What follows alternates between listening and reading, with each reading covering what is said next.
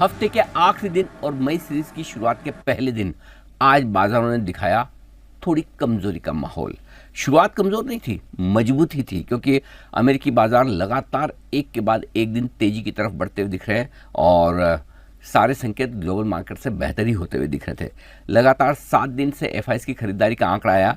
कल वायदा कारोबार की मंथली एक्सपायरी के दिन भी एफआईज ने 8,250 करोड़ से ज़्यादा की खरीदारी की और दिसंबर 2023 के बाद पहली बार ऐसा हुआ कि लगातार 7 दिन एफआईज की खरीदारी का नंबर आया है। उसके बावजूद भारतीय बाजार आज मजबूत खुलने के बाद टिक नहीं पाए। खुले हम मजबूत 24,350 पर पहुंचे और आजकल अब ऐसा लग रहा है कि 24,350 ये है ना माउंट एवरेस्ट हो गया। लगातार 3 दिन से हम वहाँ पहुँचे, जाते हैं और अटक जाते हैं और पार नहीं कर पाते, टिकते नहीं हैं। आज भी ऐसा ही हुआ। वजह क्या थी? आज उसके बाद जो गिरे, बहुत तेज़ी से गिरे। पहले हम 24,200 को तोड़े, 24,000 भी टूटा, नीचे में 23,850 के बड़े सपोर्ट तक पहुंचा, यानी कि 500 पॉइंट की इंट्राडे में गिरावट दिखी है। बैंक निफ्टी 55,350 का हाई बनाकर जो गिरा, 55,000 भी तोड़ा, नीचे में 54,175 तक, यानी कि ऊपरी स्तरों से करीबन 1200 पॉइंट बैंक निफ्टी भी घटा। वो तो अलग बात है कि नुकसान होने कम हो गया। बंद होते होते निफ्टी सिर्फ 200 पॉइंट नीचे बंद हुआ और बैंक निफ्टी सिर्फ और सेंसेक्स दोनों ही 540 पॉइंट नीचे बंद होते हुए दिखे।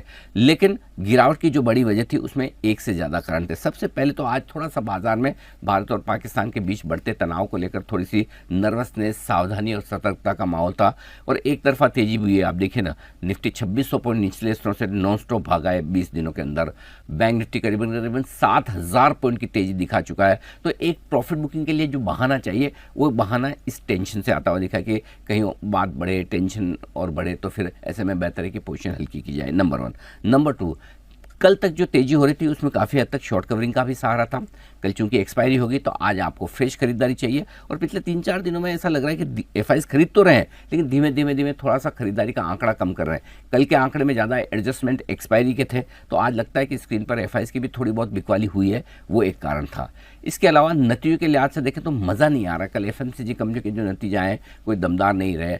आज एनबीएफसी कंपनियों के नतीजों में भी ऐसी कोई तोड़ फोड़ नंबर्स नहीं है, तो थोड़ा सा नंबर्स के लिहाज से भी जितना एक्शन जो चाहिए वो मिसिंग था, एक वो भी कारण रहा।